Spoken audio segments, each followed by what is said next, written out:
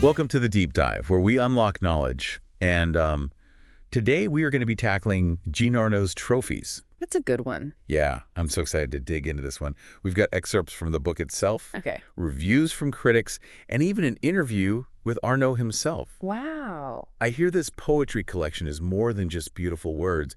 It's like a puzzle box with hidden depths just waiting to be discovered. Yeah. Trophies is causing quite a stir. Okay, so first things first. Sure. Can you give us a quick breakdown of what we're dealing with here? Yeah. What exactly is Trophies? So Trophies is a collection of poetic aphorisms. Think of them as these short, potent bursts of thought, Okay. almost like philosophical riddles. Interesting. They're packed with insights into everything from the nature of existence to the power of creativity. And here's the catch. Okay. Arno believes that the greatest truths are conquered. You're going to have to actively engage with his ideas, wrestle with them to truly unlock their meaning. This is not just about passively reading beautiful poetry. Arno's expecting us to put in some work. Exactly. He's not handing us answers on a silver platter. Okay. Instead, he's giving us the tools and the raw materials and challenging us to build our own understanding. Wow. I'm already intrigued. And you mentioned that Arno draws inspiration from something called Orphic mysteries. Right. That sounds pretty intense. It is. What does that bring to the table? Well, the ancient Orphic tradition was all about seeking hidden knowledge. Think of it as a quest for deeper, almost mystical truths about the universe. Okay. That's what Arno's trying to tap into with his poetry. Okay, so we've got these potent little poems inspired by ancient mysteries. Yes. And they're designed to make us think. I'm starting to see why this book is generating so much buzz. Yeah. And there's this one phrase that really jumped out at me. Okay. Arno says, "Every soul that darkness stirs up digs the world with such stubbornness that chasms blossom with stars of unknown splendor." Whoa. Wow. Can we break that down a bit? That line beautifully captures the essence of Arno's work. It's about confronting the darkness, the challenges in life, and through that struggle uncovering something extraordinary, Yeah. something beautiful, something you might never have found otherwise. Okay. He's saying those stars of unknown splendor, they don't just appear. You have to dig for them. It's almost like he's saying that our struggles, our challenges are actually opportunities for growth and discovery. Exactly. And this connects back to the idea of conquering truth. Right. It's not about finding easy answers or accepting things at face value. It's about wrestling with ideas, challenging our assumptions, and through that process, arriving at a deeper, more personal understanding. You know, I've always struggled with that idea of self-improvement myself. It's like, how do you balance pushing your boundaries while still accepting who you are? Yeah, that's a good question. It feels like Arno's tackling that very tension in his poetry. I think so. Okay, so we're getting a sense of Arno's philosophy. Yes. But I'm curious about the actual structure of Trophies. What can a reader expect when they crack open this book? The book itself is structured as a series of these poetic aphorisms. So you won't find long flowing narratives here. Okay. Instead, each line is a concentrated burst of thought challenging you to pause and reflect. Interesting. And remember that whole palimpsest concept we mentioned earlier? Oh, right. The idea that there are layers of meaning hidden beneath the surface. Exactly. How does that play out in Trophies? Well, imagine reading a poem, Okay. but then discovering hidden layers of meaning beneath the surface. Wow. Like uncovering a secret message. That's what Arno's doing. He's playing with language, using symbols and embedding codes within the text. And speaking of hidden depths, Yeah. this is where the Da Vinci edition comes in, right? Exactly. This limited edition is specifically designed for readers who are up for the challenge of deciphering those hidden codes. What can you tell us about that? It's like Arno has created a literary escape room. He's embedded clues within the text that lead readers on a treasure hunt for what he calls sacred relics. Additional poems concealed within the main collection. It's an incredible concept, and it speaks to his desire to create an active participatory reading experience. That's so cool. It's like he's turning reading into a quest, Right. a game of discovery. Yeah. I bet that's pretty exciting for those who love a good challenge. But it makes me wonder, where did all these ideas come from? What shaped Arno's unique approach to poetry? Well, Arno's background is fascinating. Okay. He's a bit of a Renaissance man, a painter, a musician, Wow. a pioneer in the digital art world. Really? He even leads the Astrée collective, which explores the intersection of technology and the arts. Hmm. It's clear that all of these experiences have influenced his writing.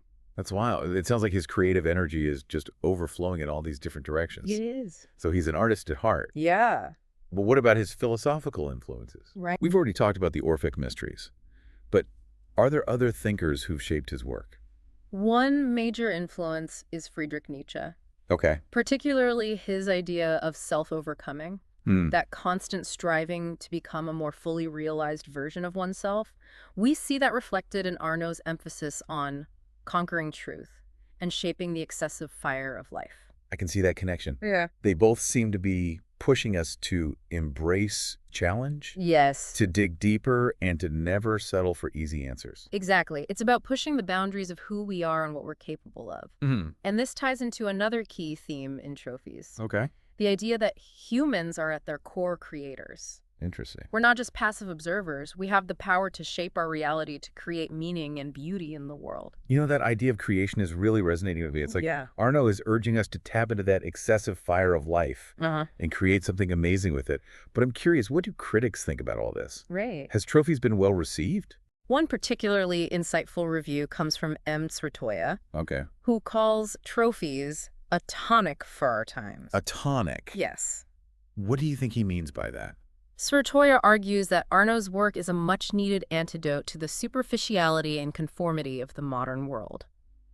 He sees Arno's poems as a call to awaken to our own beauty and creative powers. Okay, that makes sense. So we've got this powerful collection of poetic aphorisms inspired by ancient mysteries and philosophy layered with hidden messages. Yes. And critics are praising it as a tonic for our times. Exactly. I'm officially hooked, but I have to ask. Go ahead. What are some specific examples of these poetic aphorisms? Okay. What does Arno's poetry actually sound like?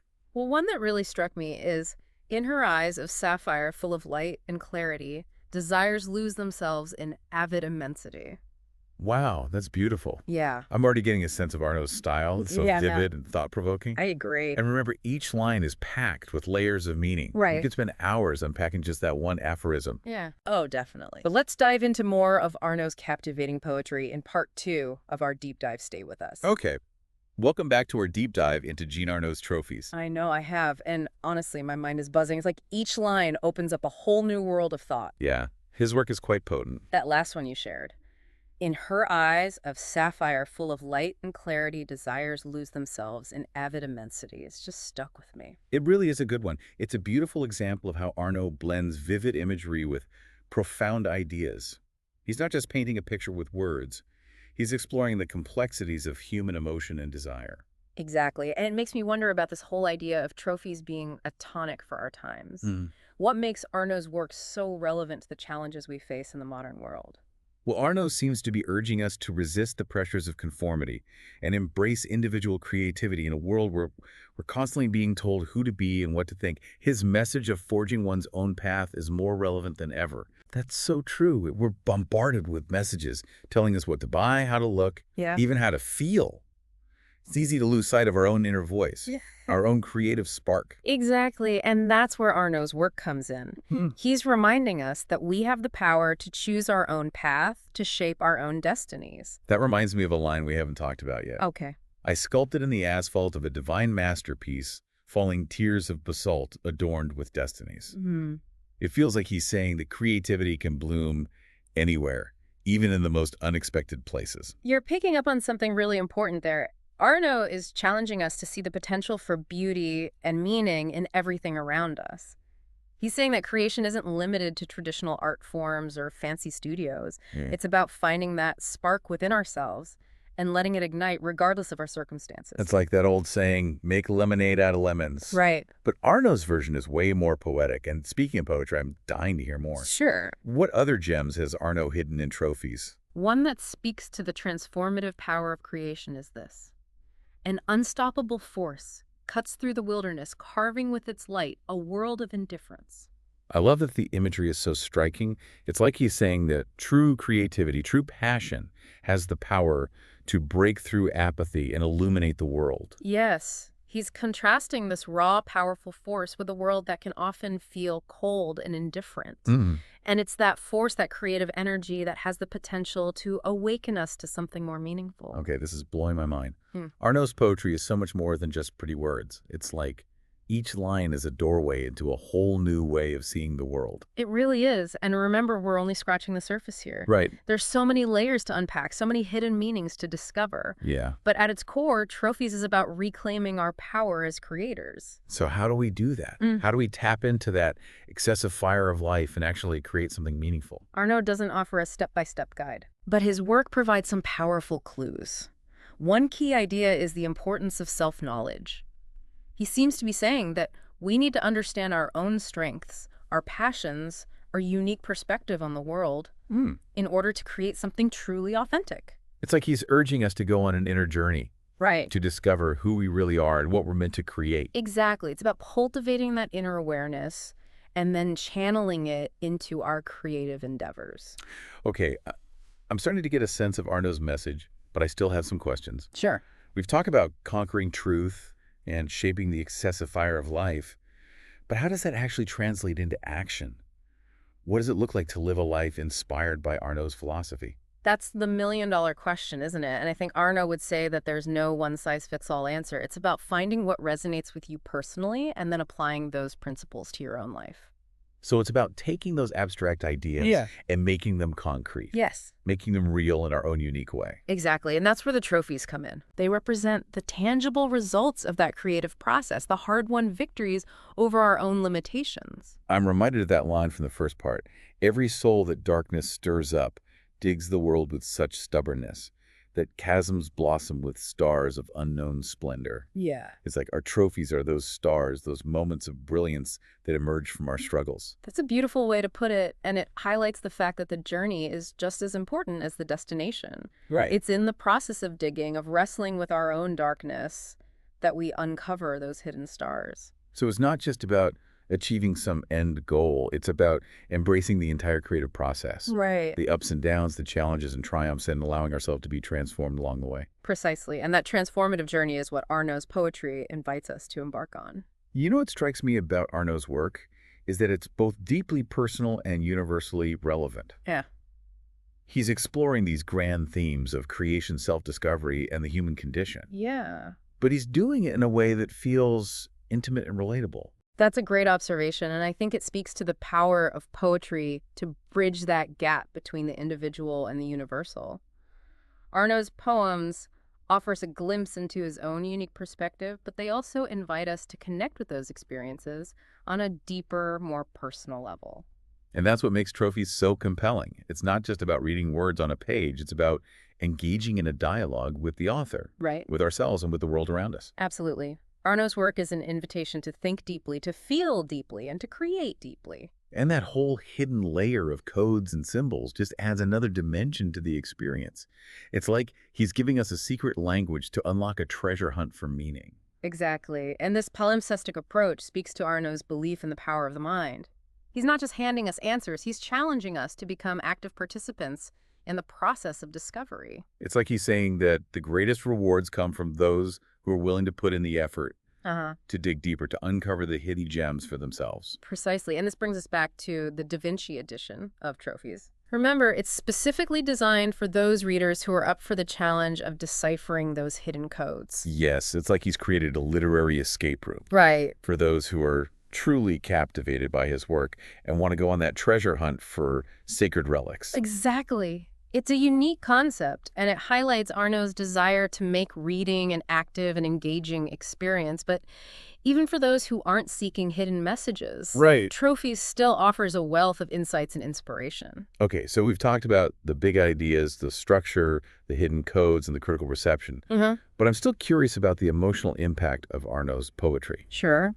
What kind of feelings does his work evoke? Arno's poetry runs the gamut of human emotions. He explores joy, sorrow, love, longing, despair, triumph. Wow. And he does so with a rawness and vulnerability that's incredibly moving. I'm thinking of that line we discussed earlier.